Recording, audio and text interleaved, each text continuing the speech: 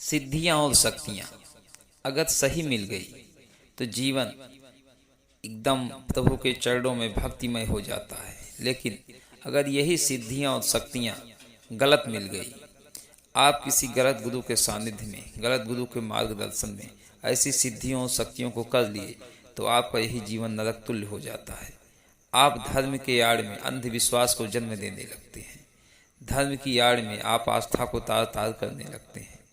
और एक दिन ऐसा आता है कि आप इतनी बड़ी गलती कर देते हैं कि जीवन एकदम नरक तुल्य हो जाता है और धर्म भी बदनाम होता है। सभी साधक साधिकाओं को जय श्री माता रानी, जय मैं योग माया। आज इसी विषय पर चर्चा होगी कि किस प्रकार के साधक या किस प्रकार के बाबा अधोगति को प्राप्त होते हैं और समाज में वो एक कुरीत को जन्म देते हैं।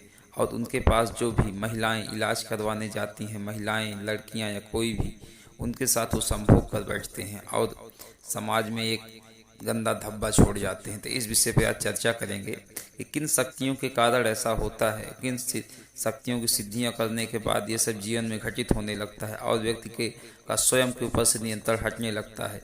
तो इस विषय पर आज जानकारी देते हैं। वीडियो में अंत तक बने रहिएगा। अगर चैनल पर आप नए हैं तो चैनल को सब्सक्राइब कर लीजिए और बेल आइकन के बटन को जरूर प्रेस कर दीजिएगा, जिससे नोटिफिकेशन आपको मिलती रहे।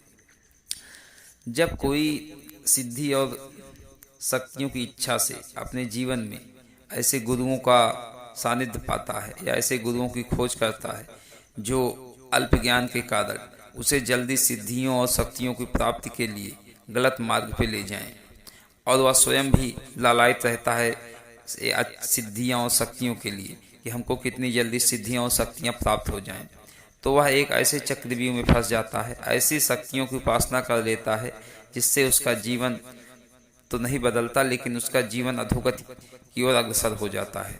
तो ये जान लीजिए वो सिद्धियां और शक्तियां कौन हैं कि जिनको करने के बाद व्यक्ति अपने पास आई हुई महिलाओं के साथ संभोग करने लगता है, संबंध बनाने लगता है, उनका बलात्कार कर देता है और वो अपने ऊपर से नियंत्रण खो बैठता है।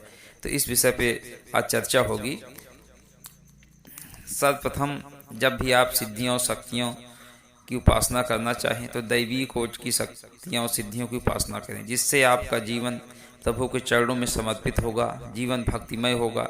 आपके अंदर गलत विचारधाराएं नहीं आएंगी, गलत सोच नहीं जन्म लेगी।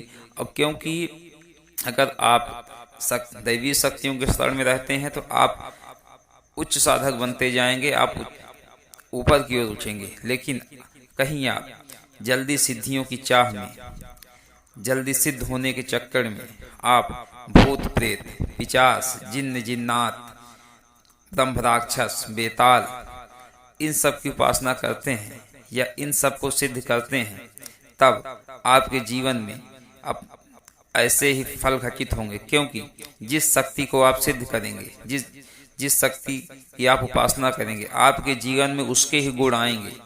और जब पूर्ण रूपेण कोई शक्ति सिद्ध हो जाती है तो तब आप उसके जीवन में वो जिस स्वभाव का है, जिस प्रकृति का है, अगर आपने पिशाच सिद्ध किया है तो पिशाच अपने जीवन में जिस प्रकृति का रहा है, अगर वो नशा करता रहा है अपने जीवन में तो आप भी धीरे धीरे नशा करने लगेंगे। अगर वो अपने जीवन में महिलाओं के प्रति आसक्त रहा है, महिलाएं उसे अधिक प्रिय लगती हैं, संभोग करता रहा है अपने जीवन में महिलाओं से, और काम वासना जिन विचारधाराओं में है, क्योंकि वह पिशाच तभी बनता है जब ये सब क्रियाएं उसके अंदर रहती हैं।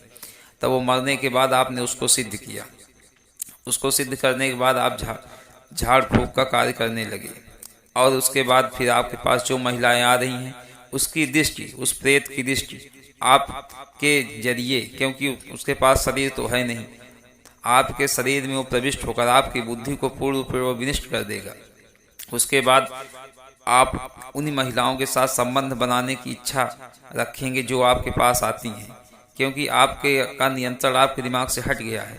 तो इस वजह से जो भी भूत प्रेत पिशाच आदि इन शक्तियों के उपासक हैं, उनके पास जो भी झाड़ फूक के लिए महिलाएं जाती हैं या जो भी उनके पास किसी भी कारण से जाती हैं, तो उनके ऊपर उनकी दृष्टि बदल जाती है, क्योंकि उनका स्वयं के ऊपर नियंत्रण हट जाता है। और जब स्वयं के ऊपर से नियंत्रण हट जाता है तब जो है उस शक्तियों के कारण उन महिलाओं के साथ वो संबंध बना बैठते हैं और कभी कभार इतना ज़्यादा प्रबल हो जाते हैं कि वो बलात्कार कर देते हैं। तो यही कारण है कि जो भी भूत प्रेत आदि पिशाच इन सब के उपासक हैं, इन सब को सिद्ध किए हुए हैं, उनके पास जाने से, उनके पास जो भी महिलाएं जाती हैं उनके साथ उनकी नीयत बदल जाती है, उनके साथ वो गलत संबंध बनाते हैं।